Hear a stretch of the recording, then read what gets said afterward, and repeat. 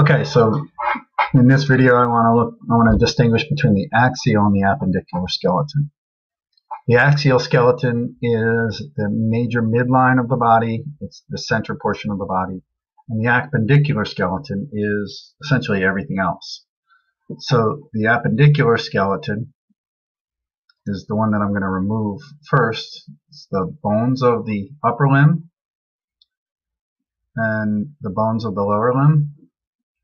And what we're left with is members of just the axial skeleton.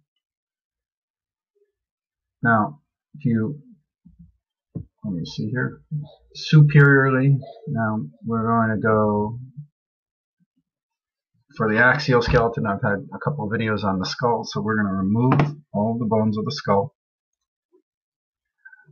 And now we're going to identify individual vertebrae. Now the vertebrae themselves there's 5 different classes of vertebrae. They're the C vertebrae. C stands for cervical. The C vertebrae are all the way down to here, and here the major line right here, the major identifying portion right here in the axial skeleton is it matches the last cervical vertebrae is superior to the first rib.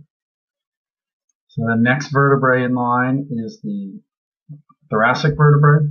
The thoracic vertebrae go all the way down. And they go inferior to these structures right here, the ribs. And there are 12 thoracic vertebrae. Inferior to the thoracic vertebrae, you have lumbar vertebrae. The lumbar vertebrae are very large. And then the vertebrae then ends at the sacrum. The sacrum is typically looked at or thought of as the posterior portion of the pelvic girdle. The tailbone then is the coccyx, so it's the last vertebral portion of it. Lateral to the sacrum and to the coccyx are the bony pelvis, the pelvis on the left-hand side, and the pelvis on the right-hand side. So those are the major constituents of the appendicular skeleton.